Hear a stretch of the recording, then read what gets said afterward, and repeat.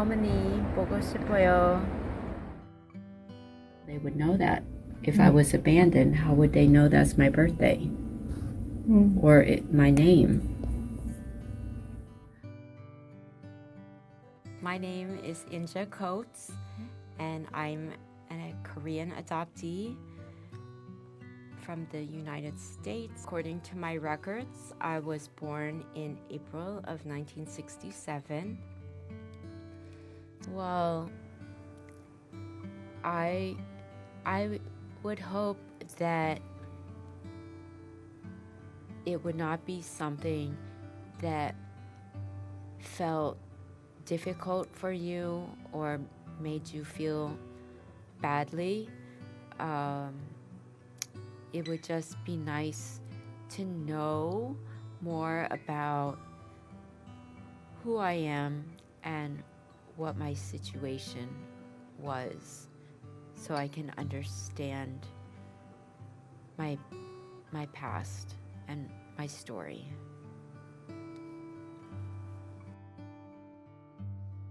And yes, the records say that I was abandoned. And I don't know, my adopted mother told me that they found me on the courthouse steps, but I don't know how she would have known that because it's not, I haven't seen that in any of my documents, but that's what she said. And maybe she said that maybe the adoption people told her that that was common or something like that. But anyway, I was in White Lily Orphanage in Daegu, and I was there for about 14 months. And then they transferred me to Holt to be adopted. And I was adopted in the fall of 1971 and went to the United States. I grew up in the Midwest in a state called Kansas. Not that many memories, very few. I remember very fuzzy. Probably at White Lily. Being there a little bit, I remember when I visited, I remembered I saw one of the nuns in the uniform, like the gray outfit, and it was like, oh, that's really familiar. You know, it felt familiar. So I remembered that they dressed like that, and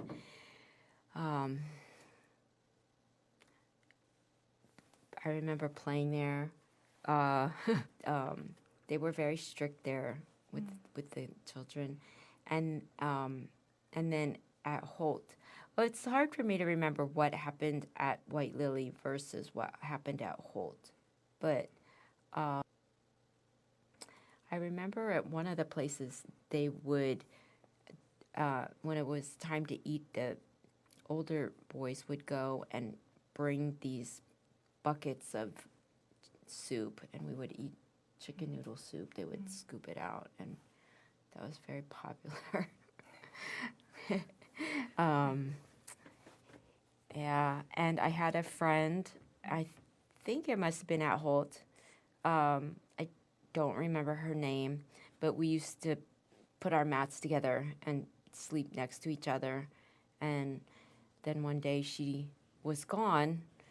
I assumed to be adopted, but she was a little bit older than me, maybe 1 year older. She's like a big sister, and then she was just gone. She kind of took care of me there. So yeah, I wish I knew who she was so I could find her, but yeah. So I, you know, when you're little, you don't really understand everything that happens, and I was so surprised that she was just gone. And when I came, I did visit one other time in Korea back in 1999. I came as part of the Holt Motherland tour. And interestingly, I didn't tell you this before, but I came because I was doing a documentary project about adoptees. I never finished it, though, because the Holt people seemed not they didn't really want. Well, I don't know how to say it. They seemed ambivalent about me doing a documentary. You know, I think they were scared of what I might say. And the whole experience was just kind of, I don't know, weird. It was a weird experience. Like I mentioned before, we were on a tour bus all the time on the bus. We didn't really, I feel like, see real Korea. We saw a very curated version. And when I got back to the United States, interestingly, I met a person from Korea, and he just said, "Oh, that is nothing like what Korean people's lives are like." I was so surprised, but anyway, I have a lot of footage that I shot, and I did some interviews with adoptees that actually found family,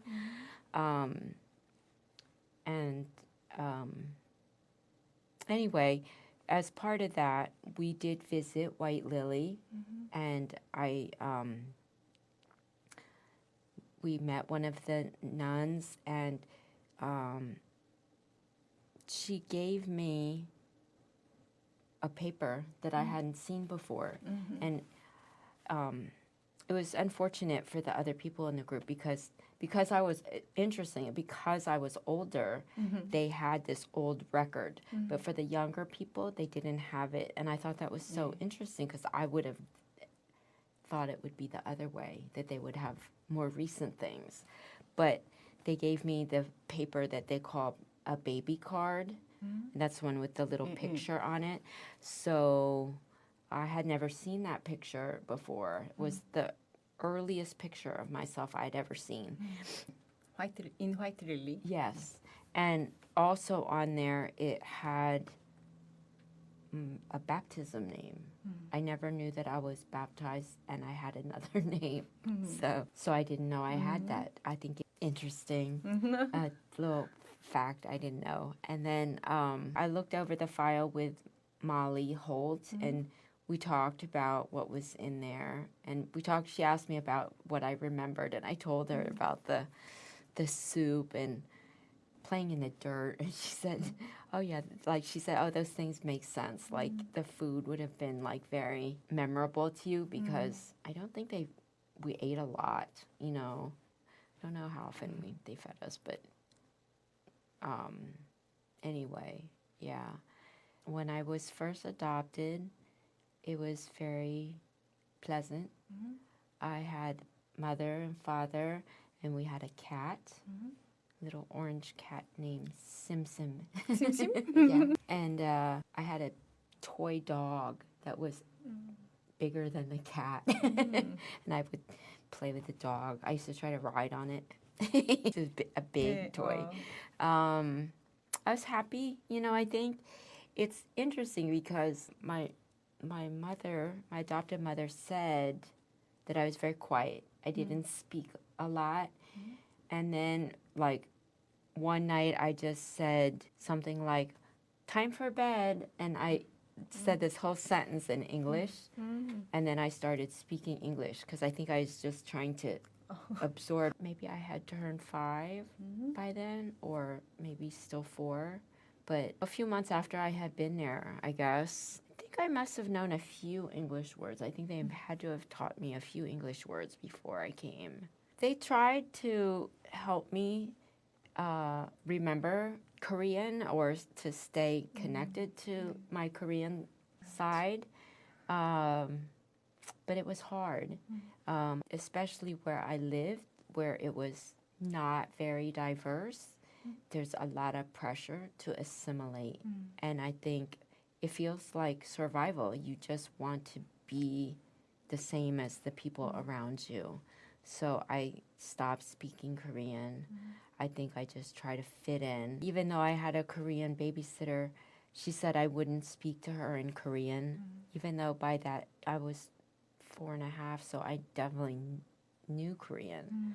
And the documents say that I did like errands and stuff around the orphanage, you know. So I know I could communicate with people in Korean before I went. I must have somehow known that it wasn't useful to me. So I spoke only in English after I learned. And yeah, the babysitter said to my mom, I know that she understands me, but she won't answer me in Korean. So she tried to bribe me with cookies to speak Korean and came out and said, she speaks perfect Korean. So You speak Korean for cookie? yes. But it doesn't work anymore. You give me a cookie and I still can't speak it. 네. So, but I've been trying to learn. I can know a little bit. When I watch the dramas, I understand a little, but there's still big parts I don't understand. And I mostly I understand like words and a few phrases, but like big sentences and conversation is difficult. So like my English. But the university had some more diverse people, I guess. So he knew a lot of languages and he was very interested in languages. He didn't know Korean, but he used to sing to me in different language songs like German or Spanish or, you know. He liked music and he liked different language What songs. song? Can you sing a song little bit? No, I'm not going to sing. No. But I remember when I was First really song. little, I had a record player that played Korean records, and I had Arirang, and I would play that, and I must have had other ones too, but I had music in different languages. But my father, he passed away when I was 6, so I didn't know him for very long. She was also worked at the university, but she was home a lot, so she was kind of a homemaker or housewife for a while. But when my father passed away, then she had to go back to work. And then from that point, she wasn't really around a lot. Had to do a lot of things on my own. Like I remember first grade, I had to get up and get myself dressed for school on my own. And she did, I think, for a while she had like one of the older kids in the neighborhood come and help me and walk me to school because I was still young. But then maybe by the next year, I just walked myself to school.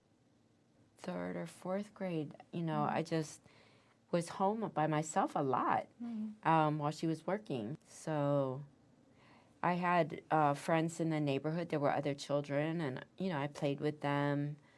I also changed schools between 2nd and 3rd grade and between 3rd and 4th grade.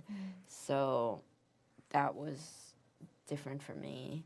But I think I had a pretty comfortable life. You know, it was, I think, hard, but like, okay, you know.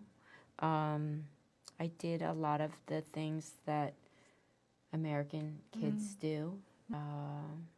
Had friends. The world has changed too, like not just Korea. So I feel like even in United States, like little girls can get all kinds of different dolls. Like they don't just have a blonde, blue-eyed doll. You can get Asian doll or black doll or you know, Mexican doll.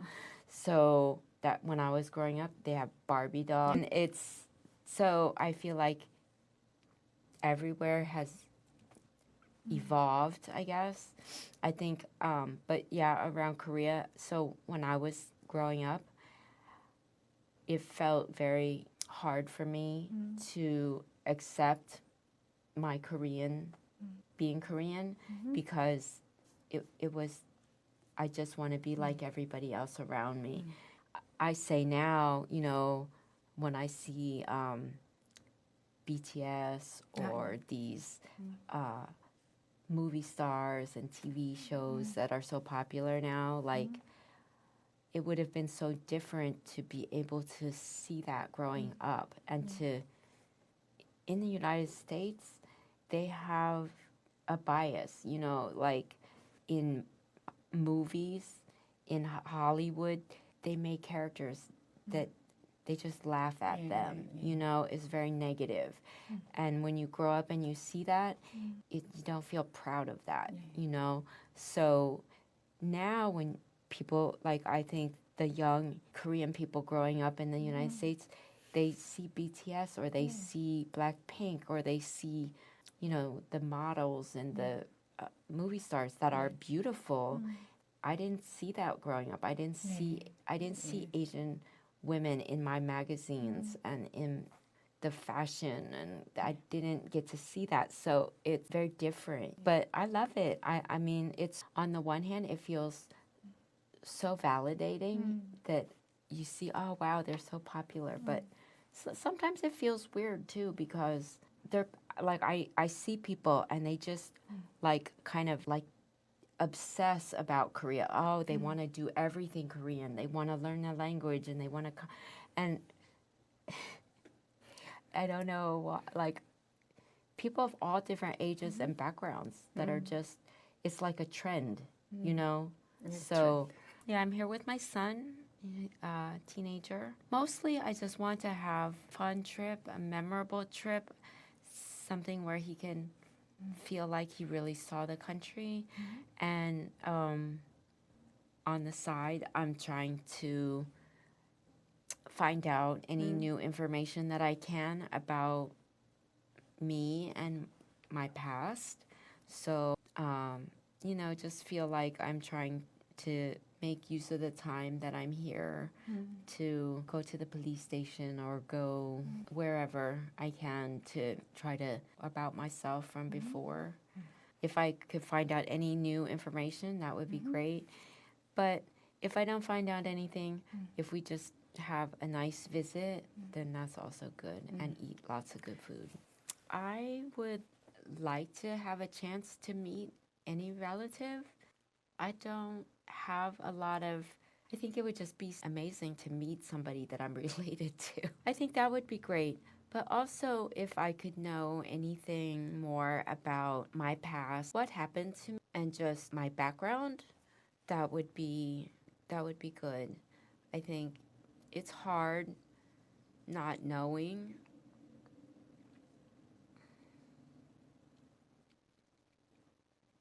Sorry.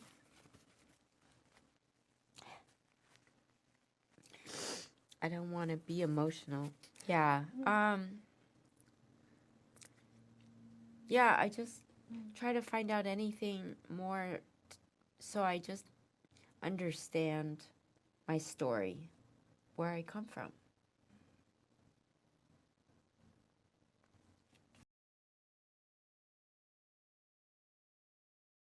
But I think for most adoptees,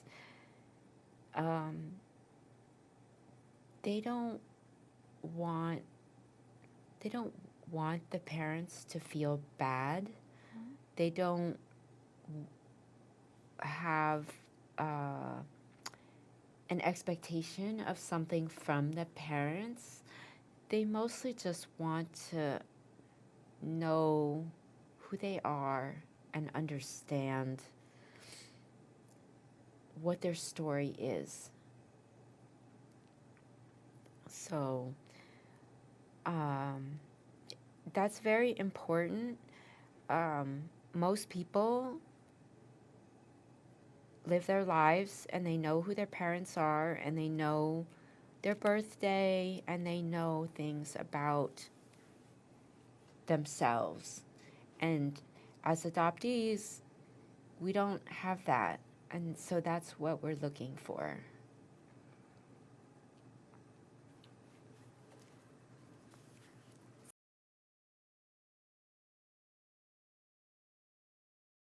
Well, I would hope that it would not be something that felt difficult for you or made you feel badly. it would just be nice to know more about who I am and what my situation was, so I can understand my past and my story.